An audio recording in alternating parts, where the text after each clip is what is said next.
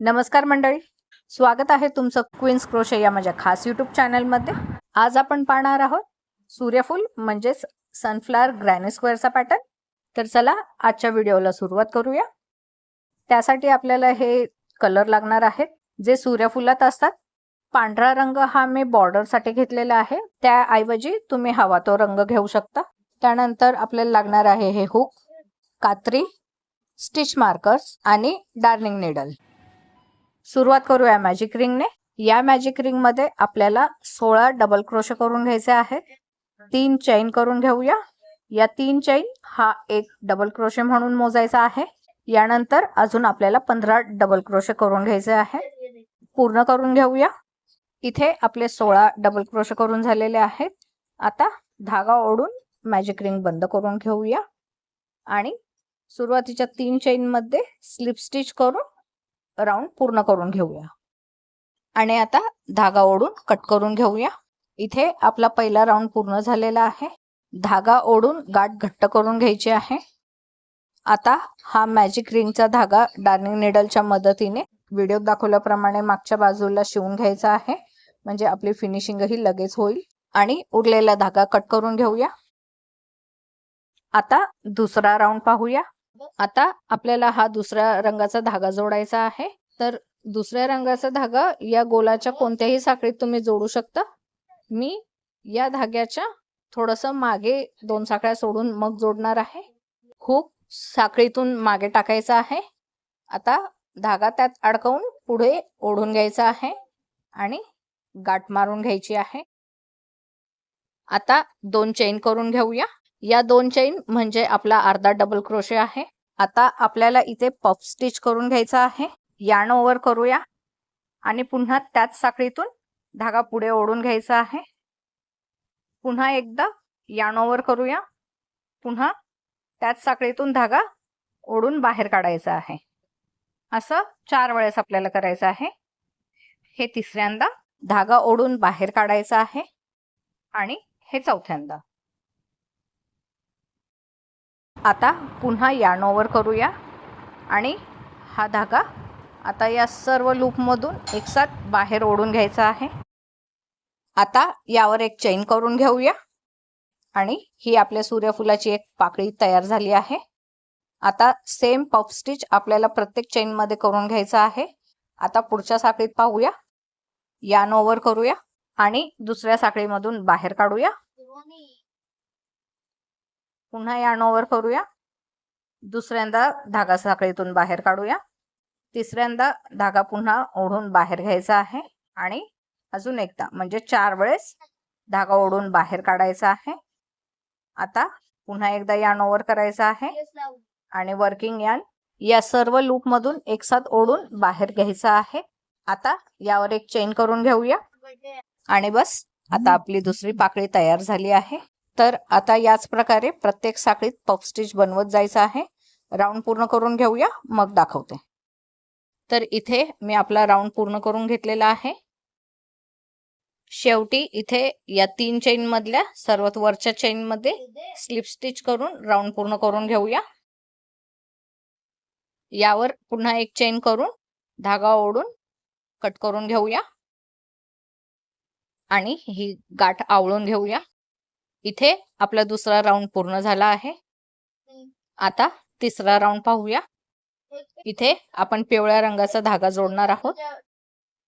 तर इथे आपण धागा साखळीत न जोडता या 2 पफ स्टिचच्या मधल्या जागेत जोडायचा आहे. धागा जोडून घेऊया. आता या 2 पफ स्टिचच्या मधल्या जागेत आपल्याला पाकळी करायची आहे. तर 2 चैन करून घेऊया. आता यार्न ओव्हर करून घेऊया.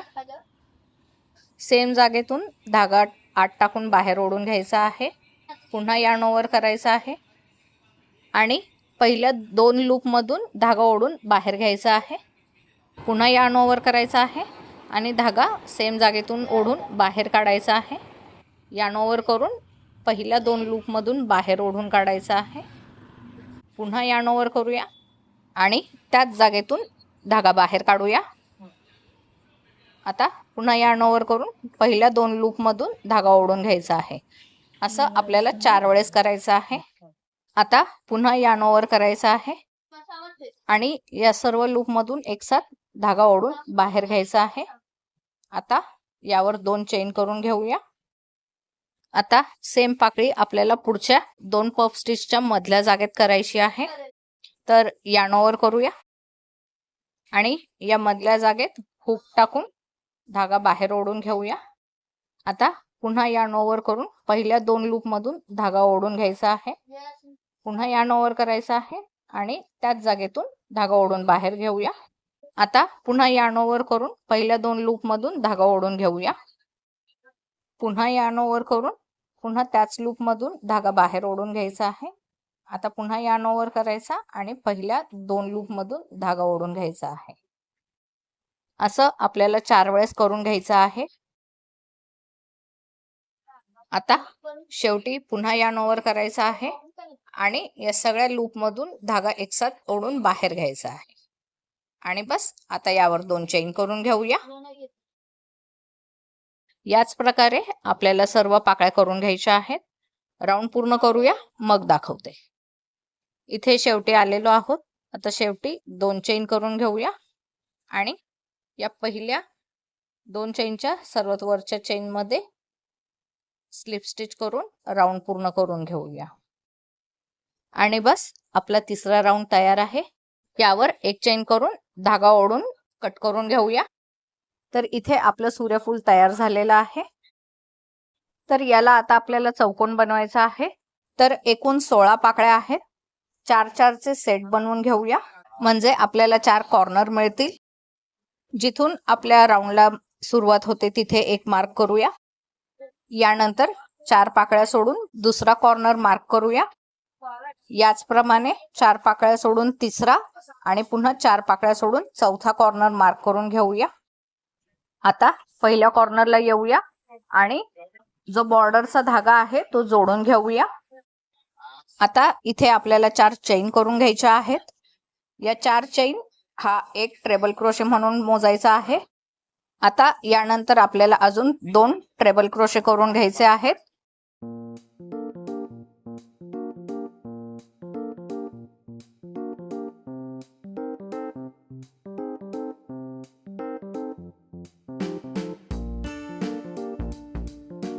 आता याच्या पुढच्या जागेत 3 डबल क्रोशे करून घेऊया.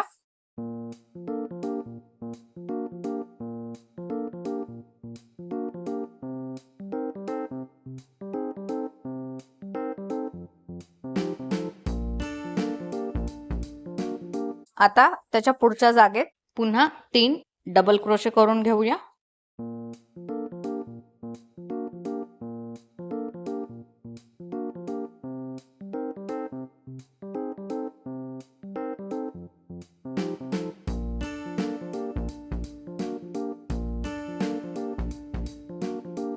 आता पुन्हा या पुढच्या जागेत पुन्हा 3 डबल क्रोशे करून घेऊया.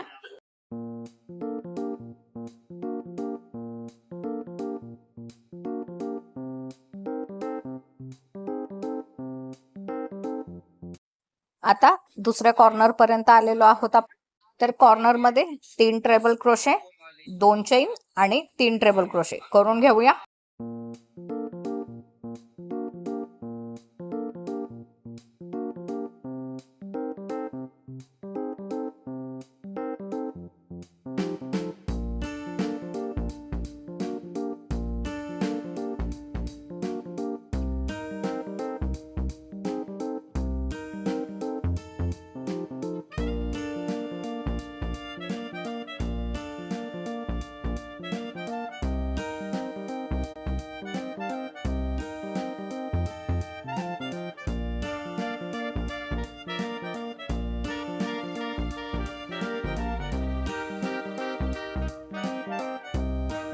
तर इथे आपला दुसरा कॉर्नरही तयार झाला आहे.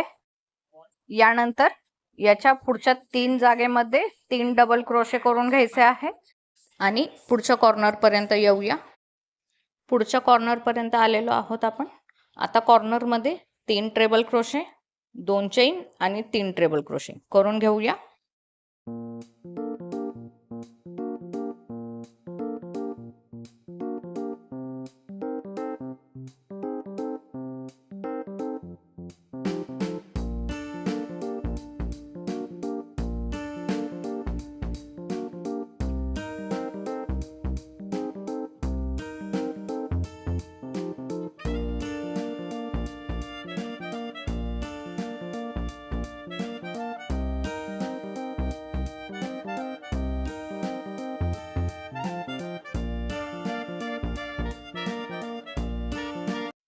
याचप्रमाणे राऊंड पूर्ण करून शेवटच्या कॉर्नरपर्यंत येऊया.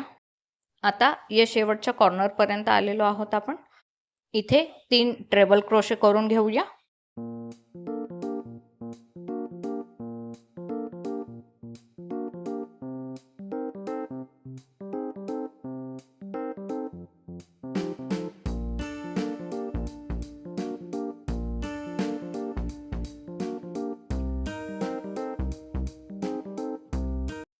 यानंतर 2 चेन करून घेऊया आणि या पहिल्या 4 चेनच्या सर्वात वरच्या चेनमध्ये स्लिप स्टिच करून राऊंड पूर्ण करून घेऊया. आता एक चेन करून धागा ओढून धागा कट करून घेऊया. धागा ओढून गाठ घट्ट करून घ्यायची आहे. आता हे उरलेले मागचे धागे डार्निंग निडलच्या मदतीने मागच्या बाजूला शिवून घेऊया. याने आपल्या प्रोजेक्टला छान फिनिशिंगही येईल. आणि पहा किती सुंदर आला आहे आपला सूर्यफुलाचा ग्रॅनी स्क्वेअर. तर यापासून आपण टोप्या, शॉल, बॅग्स आणि इतर बऱ्याच वस्तू बनवू शकतो. तर यापासून बनवलेले प्रोजेक्ट्स आपण पुढे बघणारच आहोत. आजच्या व्हिडिओमध्ये आपण इथेच थांबूया. व्हिडिओ आवडला असेल तर लाईक करा आणि शेअर करा आणि क्वीन्स क्रोशेला सबस्क्राईब करायला अजिबातच विसरू नका. भेटूया पुढच्या व्हिडिओमध्ये. तोपर्यंत हॅपी क्रोशेटिंग.